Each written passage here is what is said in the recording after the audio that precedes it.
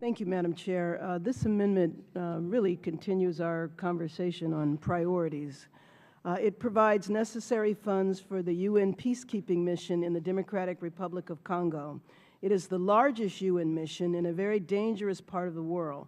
It's currently being led by former UN Ambassador to the DRC, Roger Meese. This amendment will ensure that the UN peacekeeping mission in the DRC is fully funded so the mission can continue to advance U.S. interests.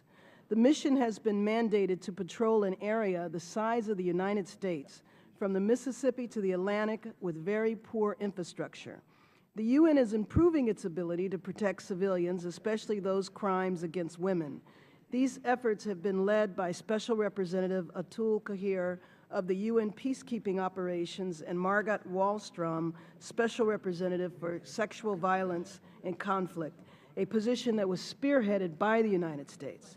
This includes finding cost-effective ways to increase radio and telephone communications in remote areas, sending military and civilian protection teams to remote areas, and providing medical and psychosocial support to victims. The mission partnered with the DRC government in February 2010 to build 5 mineral trading centers in North and South Kivu. These centers will facilitate the tracing, control, and regulation of mineral trading. The establishment of these centers will not only help curb the financing of the conflict, but also will help reduce smuggling, which often saps the national wealth.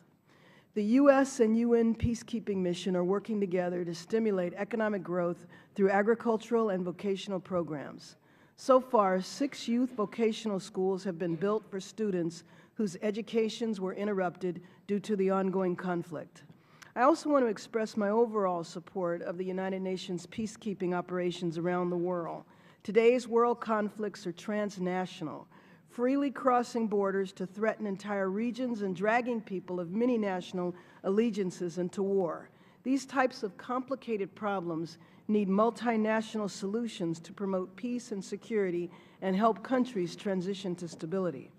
The UN peacekeepers play a critical role in these transitions by being the first line of defense to ensure the safety of civilians and promoting diplomacy. Despite peacekeeping operations' broad reach throughout the world, the international security provided by the peacekeepers is given at a relatively low cost to the United States. Peacekeeping missions deploy 100,000 international troops in 14 countries on 5 continents, but the United States provides few troops and other countries pick up about 75% of the costs. Because of the U.S. significant role and good standing within the UN, the U.S. is able to have influential impact on the development, leadership, and execution of peacekeeping operations without investing American lives on the ground.